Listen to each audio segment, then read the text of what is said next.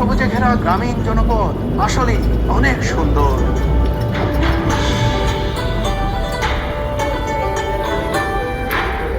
চলতে চলতে আমরা ভিয়েতনাম সীমান্তের একেবারে কাছাকাছি চলে এসেছি।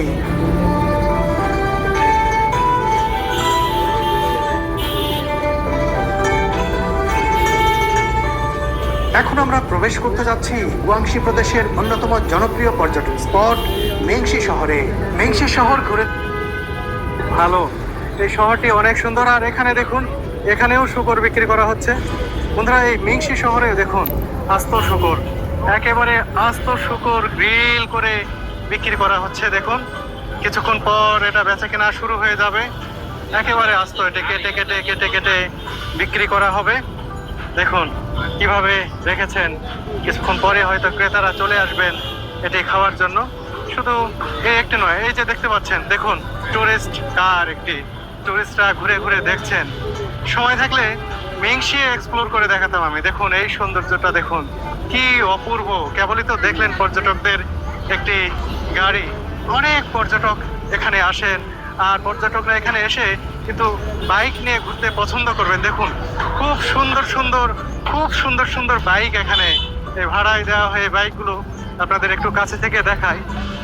বিশেষ করে আমার কাছে মনে হচ্ছে এটা লেডিস বাইক কিনা জানি না, এটা সবাই চালায়, তো দেখে মনে হচ্ছে লেডিস বাইক, কিন্তু ছেলেরাও চালাচ্ছেন এই বাইকগুলো। দেখুন কত সুন্দর বাইক, একেবারে সারিবদ্ধভাবে রাখা হয়েছে অনেকগুলো বাইক।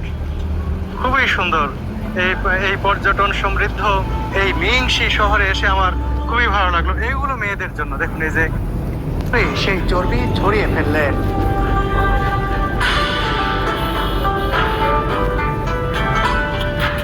এরপর পিস পিস করে কাটার পালা।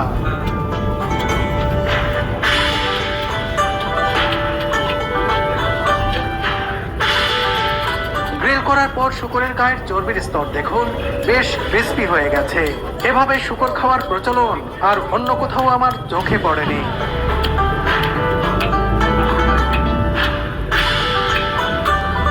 দেখুন রোস্ট করার আগেই শূকরের পেটে বিশেষ এক ধরনের পাতা পুড়ে দেওয়া হয়েছিল। এই পাতা নিশ্চয়ই ভিন্ন ধরনের স্বাদ যুক্ত করে এই খাবারে।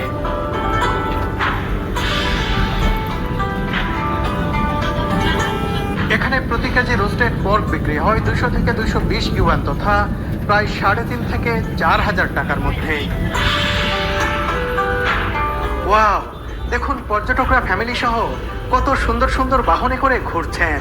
এই অদ্ভুত সুন্দর গাড়িগুলো নিয়ে রাজপথ থেকে নেমে তারা একেবারে ভিয়েতনাম বর্ডার সংলগ্ন বিভিন্ন গ্রামের ভিতরে চলে যায়।